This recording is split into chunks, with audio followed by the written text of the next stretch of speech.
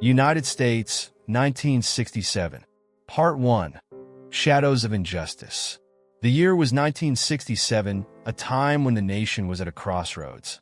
The movement for civil rights had spread like wildfire, lighting up the hearts of many, but also casting long shadows of fear and resentment. In the heart of the American South, in a small town where segregation was the law of the land, tensions ran high. Evelyn Johnson, a 22-year-old woman, felt the weight of these tensions every day, but her spirit remained unbroken.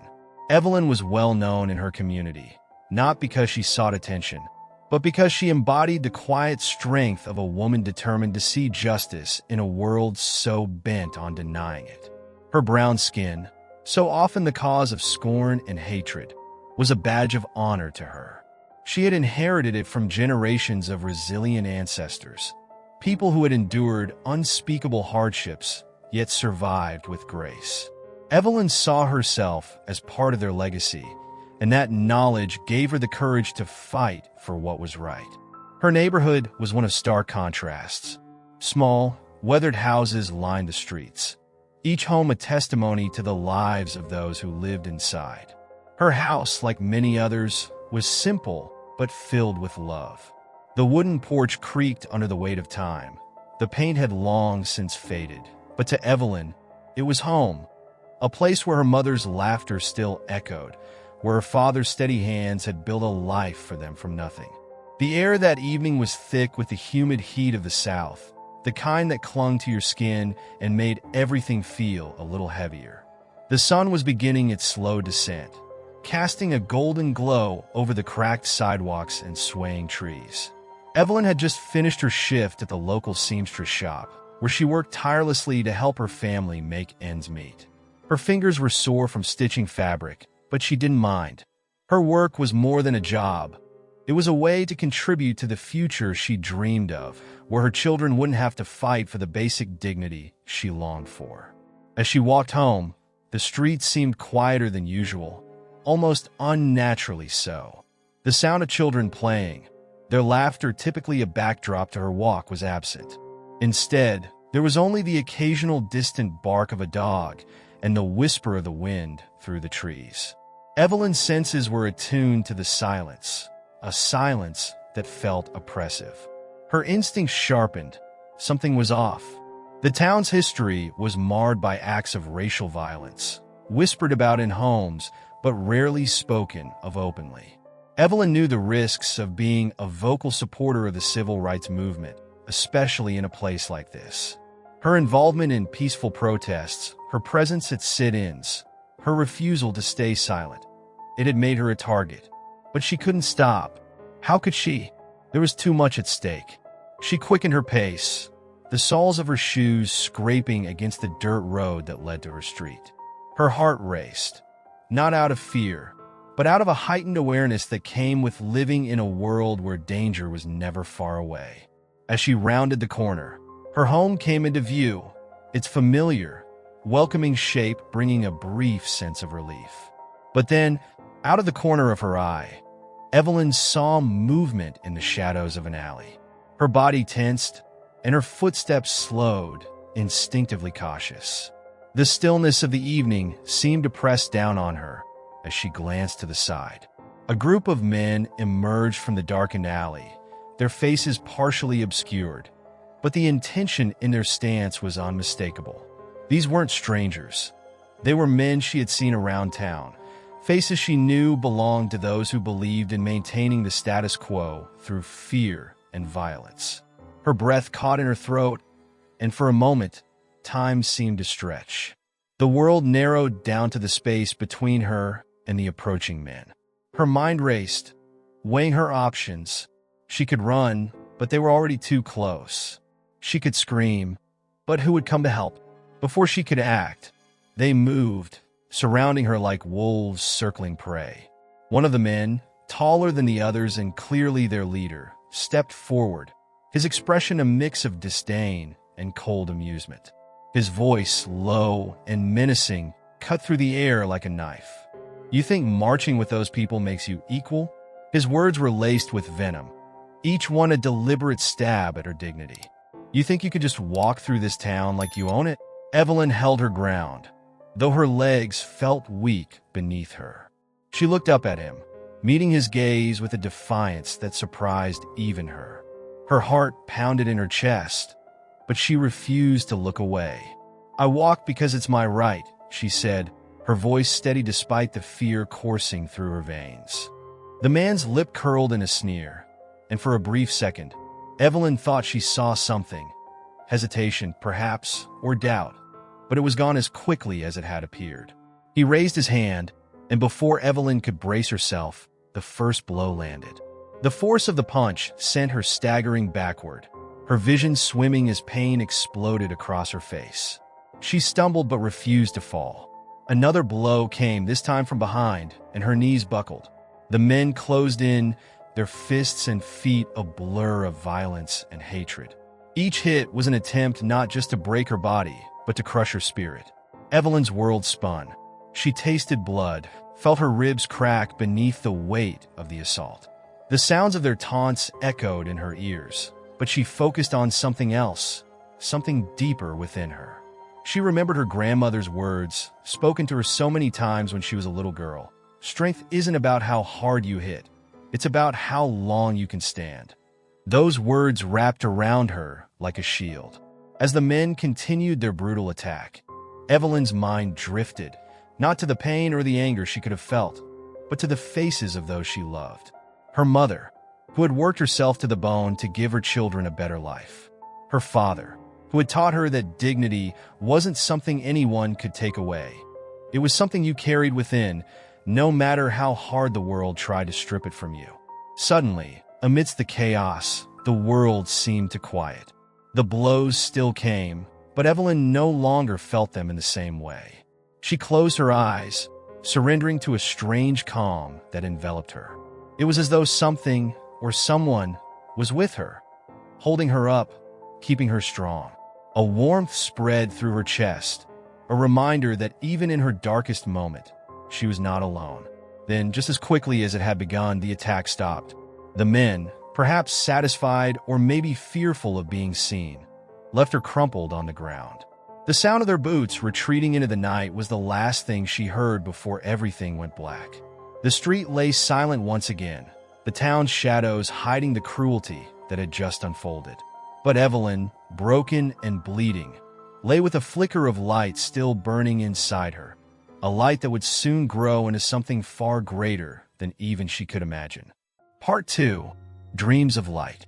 The sterile white walls of the hospital room were illuminated only by the soft glow of the moonlight that seeped through the half-drawn blinds. Evelyn lay in the bed, her body still and fragile beneath the thin sheets.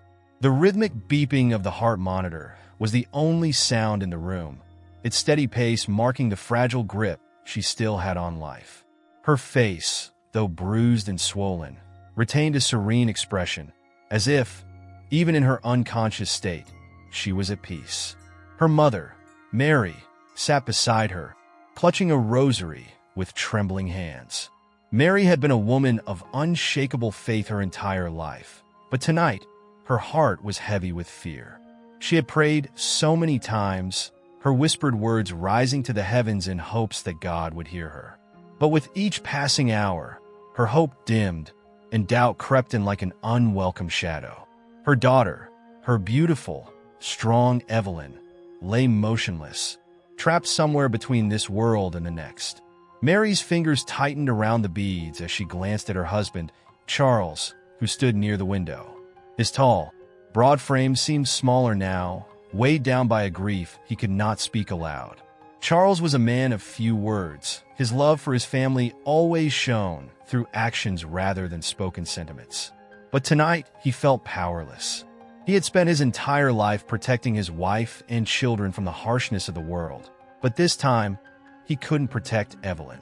All he could do was watch her, hope, and pray. He turned his back to the window, his eyes settling on Evelyn's still form. A lump rose in his throat, and he swallowed it down, refusing to let his emotions overwhelm him. "She's strong," he murmured, more to himself than anyone else. "She'll pull through." The doctors weren't so sure.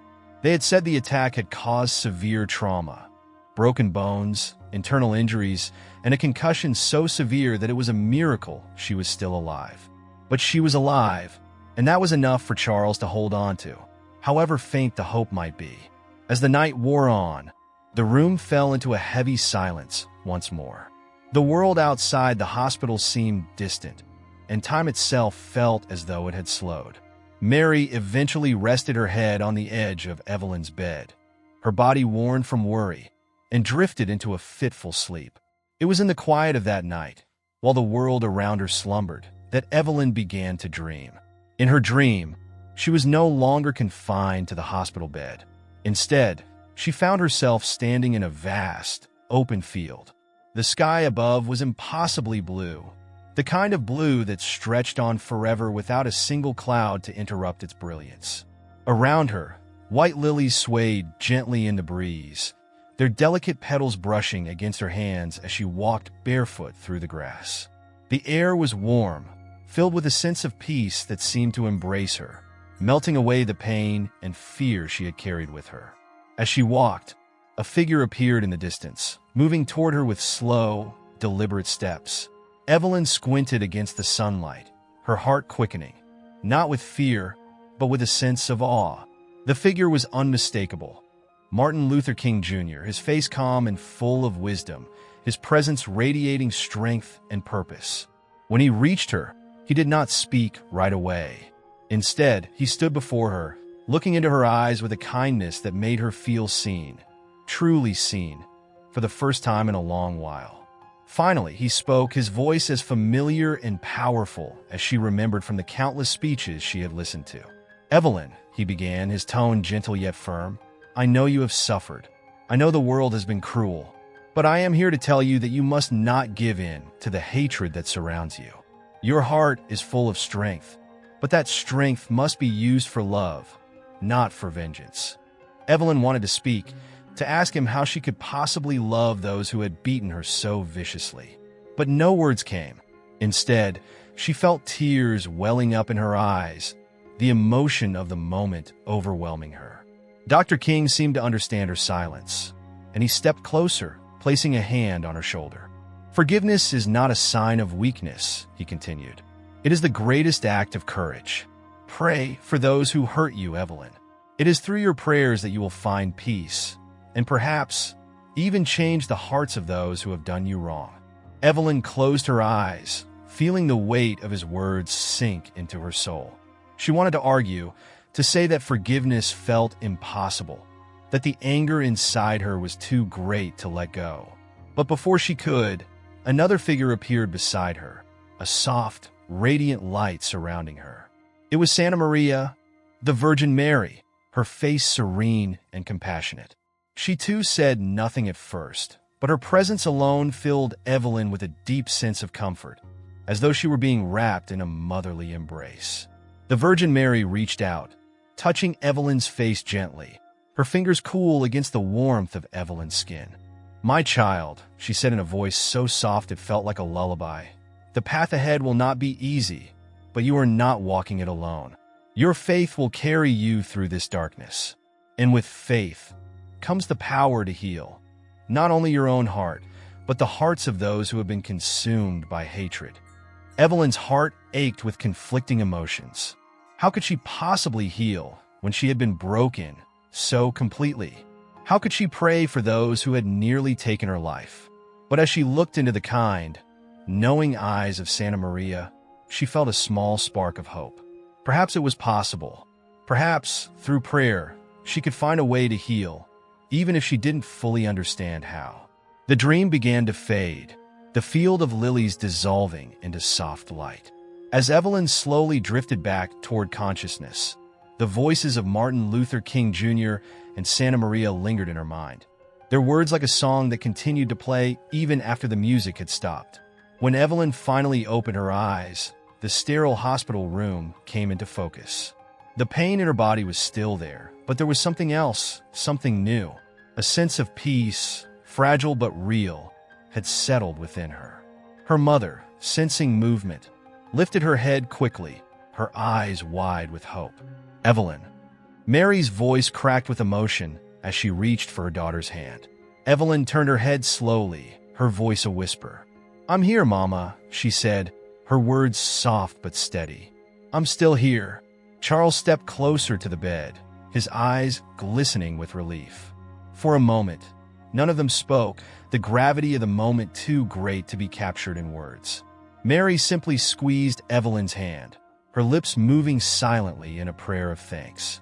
Evelyn, still weak but awake, closed her eyes once more, but this time, it wasn't out of exhaustion. It was to hold on to the dream she had just experienced, to the message she had received. The road ahead would be long and difficult, but she knew now that she had been given a purpose, a calling far greater than herself. She would pray, not just for herself, but for those who had harmed her. She would lean on the strength of her faith, the strength of those who had come before her, and the strength of the words spoken to her in the dream. The journey of forgiveness would not be easy, but it would be the journey that would define her life. Part 3. A new kind of strength. The first rays of dawn crept through the thin curtains of the small kitchen window, casting soft light across the worn wooden table. The smell of freshly brewed coffee filled the air, a familiar comfort in the quiet of the early morning. Evelyn sat at the table, her hands wrapped around the warm mug, though she hadn't taken a sip. Her body was still healing, but the aches that lingered were nothing compared to the turmoil within her heart. The kitchen, though simple, was the heart of their home. Its faded linoleum floor and chipped countertops held memories of countless family meals, laughter, and stories shared between loved ones. This room had always been a place of warmth and safety for Evelyn. Yet now, as she sat in the stillness, the weight of her new reality pressed heavily on her. Her mother, Mary, moved about the kitchen with quiet efficiency, the soft clatter of dishes a soothing background to the thoughts swirling in Evelyn's mind. Mary's face bore the lines of worry and exhaustion, but there was also a quiet strength in her every movement. She had been Evelyn's rock through the darkest moments, caring for her with a love that knew no limits. As Evelyn sat in silence, her gaze drifted to the Bible lying open on the table in front of her. Its pages were well-worn, the edges softened by years of use. She had grown up with the teachings of faith, her parents instilling in her the belief that God's love was a source of strength in even the hardest times. Yet now, after everything she had endured, those teachings felt distant, like a memory she could barely grasp. Her fingers traced the familiar words on the page, but her mind was elsewhere, caught in the conflict between her faith and the reality of the hatred she had faced. She had heard the messages in her dream, messages of forgiveness and prayer. But how could she forgive the men who had hurt her so deeply? How could she pray for those who had nearly destroyed her? Evelyn sighed softly, her breath catching in her chest. The questions weighed heavily on her, their answers elusive. She wanted to believe that forgiveness was the path forward, but the anger still simmered beneath the surface.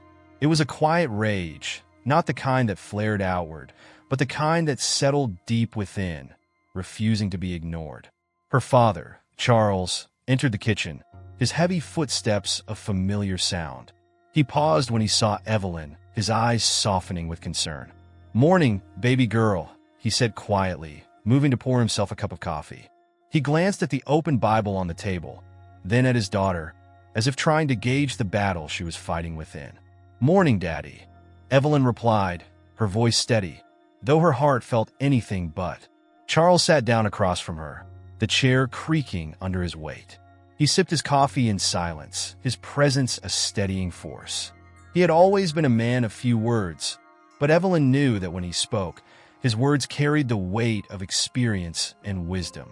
After a long moment, Charles set down his mug and looked directly at her. "You know," he began, his voice low and measured, "forgiveness ain't about them. It's about you." Evelyn met his gaze, surprised by the simplicity of his statement. She had heard variations of this idea before, but coming from her father, a man who had seen his share of hardship and injustice, the words took on a new meaning. Charles continued, his expression thoughtful. "You've got every right to be angry. Lord knows I'd be angry if I were you.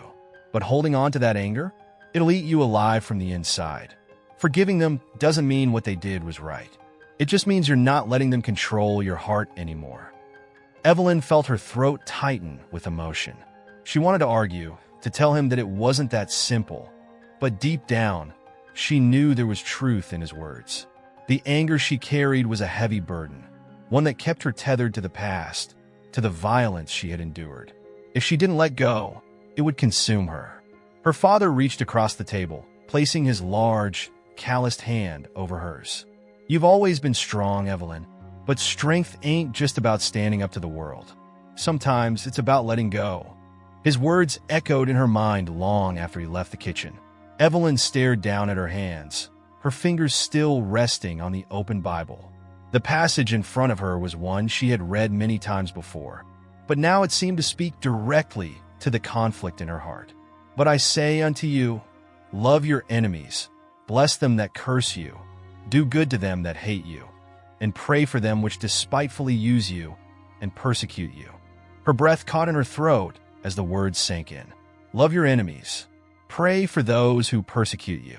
It was a message she had always known, but now it felt more like a command, a path that had been laid before her, even if it was a path she had never imagined walking. Evelyn closed her eyes, feeling the weight of her decision settle over her. She could choose to hold on to the anger, to let it fester and grow, or she could choose to forgive. It wasn't a simple choice, and it wouldn't happen overnight, but it was a step she knew she needed to take. Slowly, she rose from the table, the chair scraping softly against the floor.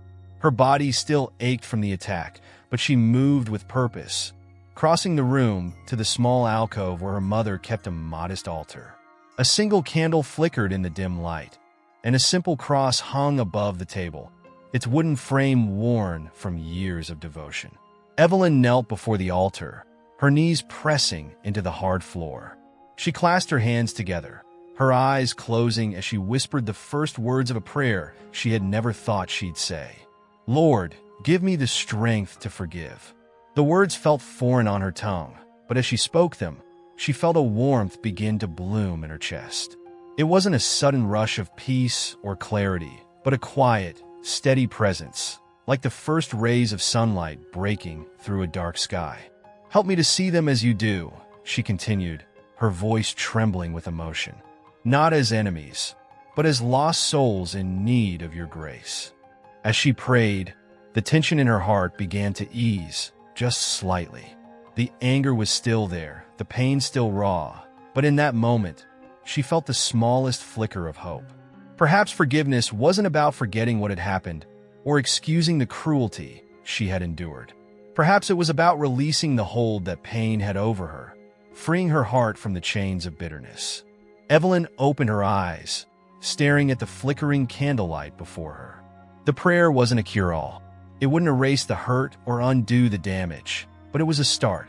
It was the first step on a long journey, a journey that would require more strength and faith than she had ever known.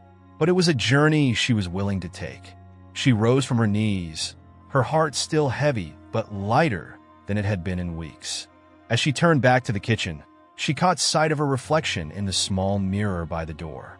Her face was still bruised, her body still healing, but there was something different in her eyes, something stronger, something more resolved. She would pray, not just for herself, but for the men who had tried to destroy her.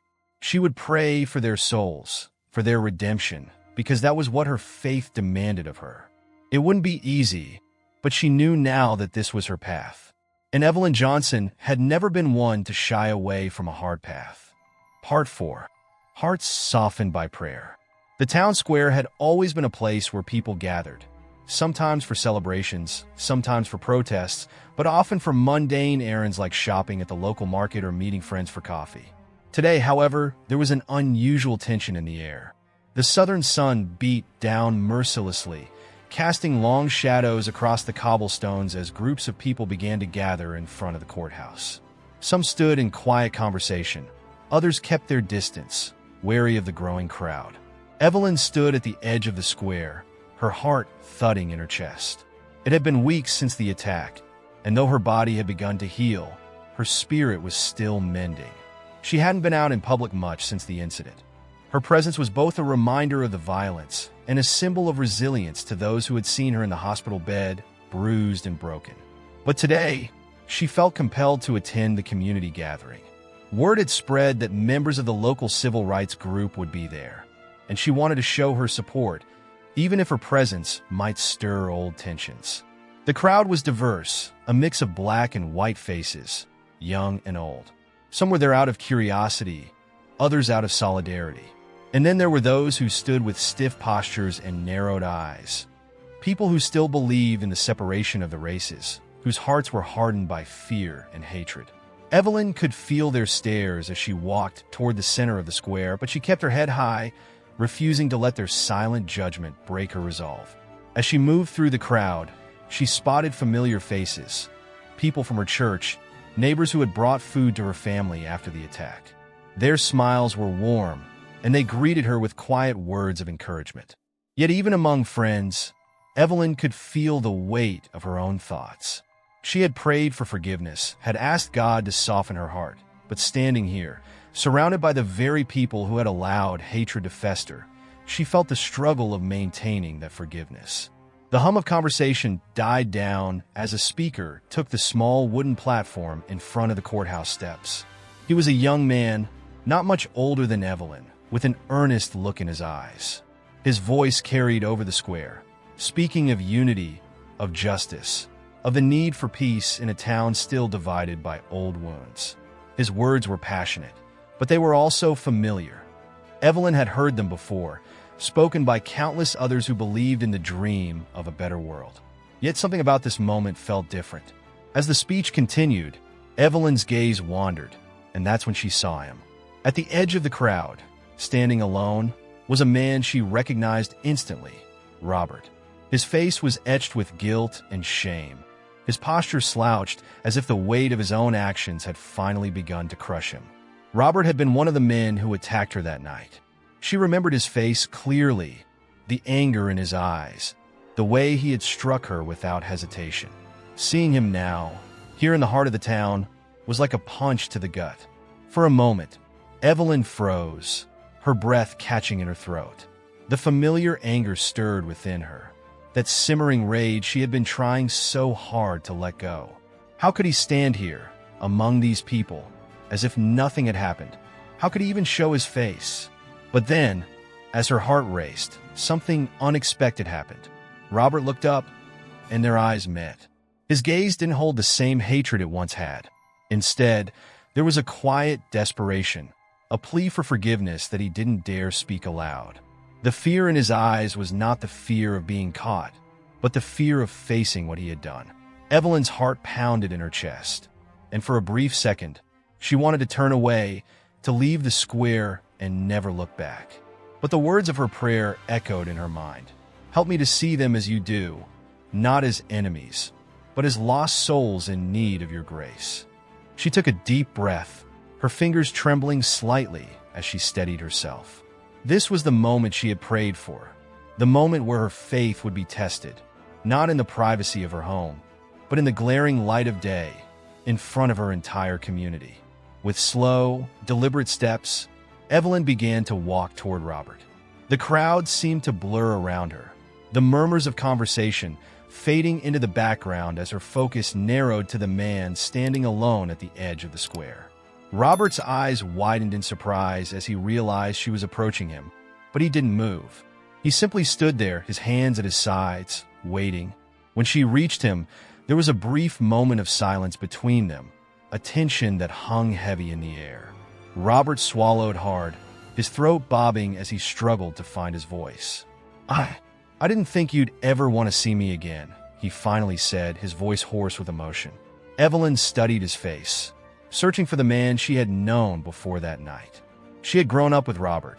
They had attended the same schools, lived in the same town. And yet, in that moment of violence, he had become a stranger, consumed by the hate that had been passed down through generations. But now, standing before her, he looked more like the boy she had once known, scared, ashamed, and desperate for a chance at redemption. I don't know what to say, Robert continued, his voice breaking. What I did to you, I can never take that back. I can never make it right." Evelyn felt the weight of his words, the sincerity behind them. She knew that nothing he said could undo the past, but in that moment, she also realized something deeper. The forgiveness she had prayed for wasn't just about freeing herself from the anger. It was about offering a path to redemption, not just for her own soul, but for his as well. "You're right," she said softly, her voice steady but filled with emotion. "You can't take it back, but that doesn't mean you can't change." Robert's eyes filled with tears, and he nodded, unable to speak. For a long moment, they stood in silence, the weight of their shared history hanging between them. "I've been praying for you," Evelyn finally said, her voice barely above a whisper. "Not because I wanted to, but because I needed to. I needed to believe that you could be more than what you did." Robert's tears spilled over, and he wiped them away quickly, ashamed of his own vulnerability. "I don't deserve it," he whispered, "but thank you. I don't know how to begin to make amends, but I swear I'll try. I'll spend the rest of my life trying." Evelyn nodded, her heart heavy but filled with a strange sense of peace. Forgiveness wasn't about forgetting, and it didn't erase the pain, but it allowed her to move forward, to heal in a way she hadn't thought possible. And in that moment, she realized that her act of forgiveness had the power to heal not just herself, but the entire town. As they stood there, the crowd around them began to take notice. Some whispered in disbelief, others watched in stunned silence. But Evelyn didn't care about the stares or the murmurs. This moment wasn't about anyone else. It was about her, and the choice she had made to walk the path of grace. Slowly, Robert extended his hand toward her, hesitant and unsure.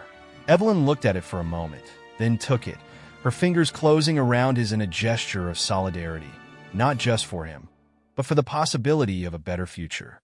Part 5. A City Transformed. The sun was just beginning to rise over the small southern town, casting a golden glow across the worn cobblestone streets as people made their way toward the church. It was a Sunday morning like no other. The air carried a different kind of energy, one filled with anticipation, hope, and a sense of transformation that had begun to sweep through the town. The church, a modest brick building with a white steeple, stood as a symbol of faith and community. Its doors, weathered but welcoming, had seen generations of townspeople gather for worship, for comfort, and for answers in times of uncertainty. Today, the pews were more crowded than usual, and the familiar faces of the congregation were joined by others, some hesitant, some hopeful, who had never before felt comfortable within those walls. Evelyn sat in the front pew, her hands folded neatly in her lap as she gazed at the simple wooden cross that hung above the altar. Her heart was full of gratitude, not just for her own healing, but for the healing she had begun to witness in others. The events of the past few weeks had been nothing short of miraculous, and yet they had also been the result of countless prayers, quiet acts of forgiveness, and the grace that had found its way into the most unlikely of places. As she sat there, the memory of her conversation with Robert in the town square came back to her. His tearful admission, his desire to change, and the tentative hope in his eyes had stayed with her.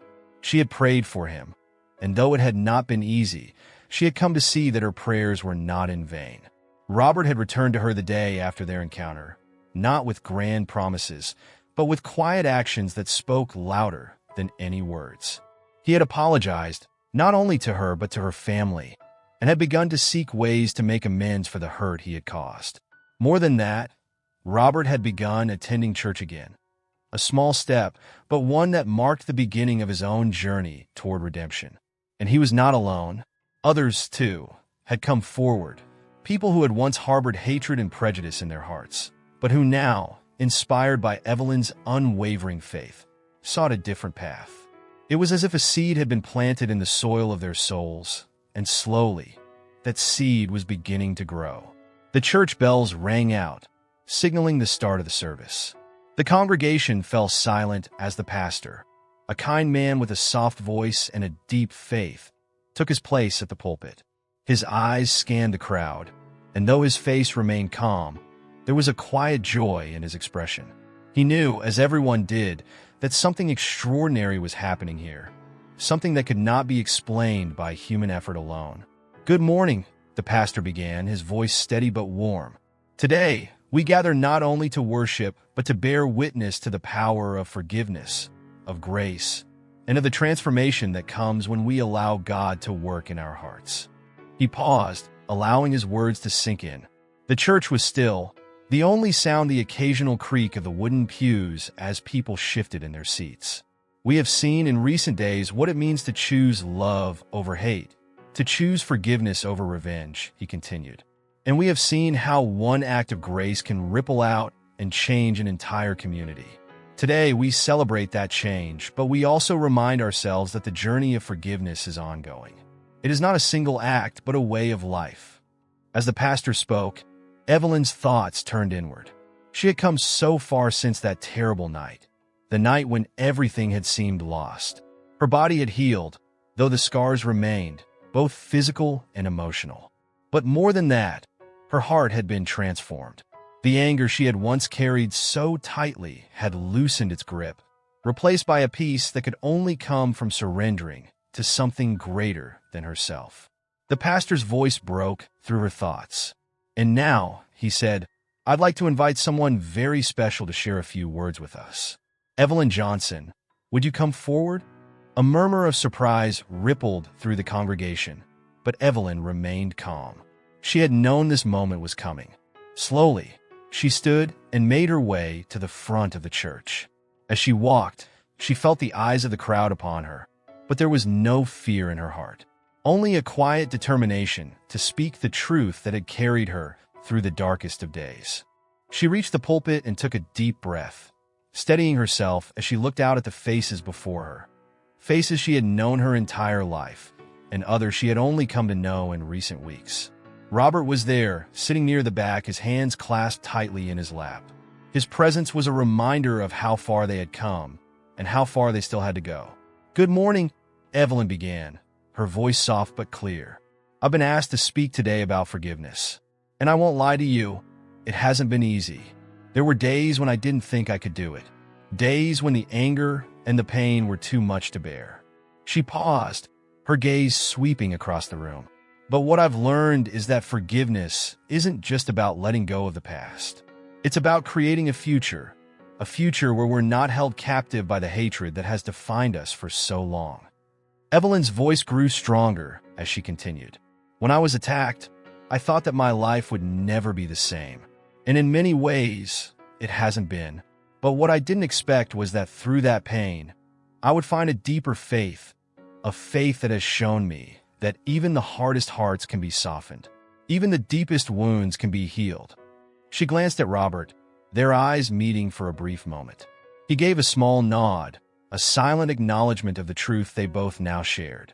I've prayed for my attackers, Evelyn said, her voice steady. And I've come to realize that those prayers weren't just for them. They were for me too. Because when we forgive, we're not only freeing the other person, we're freeing ourselves. We're opening our hearts to the possibility of change, of healing, of grace. The church was silent, every person hanging on her words.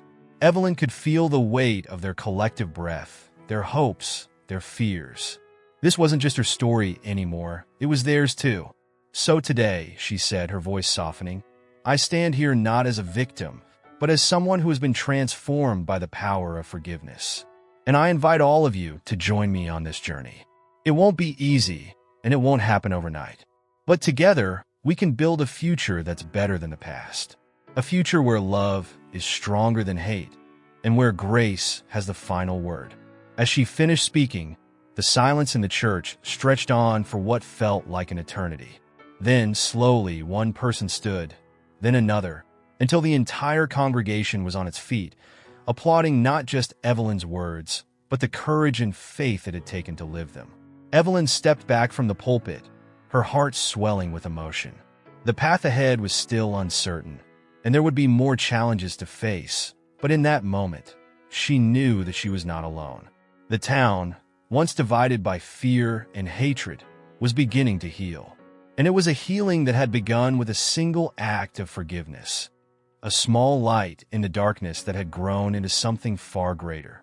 As the service came to an end, Evelyn slipped out of the church, the cool morning air washing over her as she stepped onto the steps. She looked out at the town she had called home her entire life, a town that was changing slowly but surely. She took a deep breath, the weight of the past lifting from her shoulders, and smiled. It was a new day. If this story moved you, please leave a comment below to share your thoughts and experiences. Thank you so much for watching, and as always, God bless you.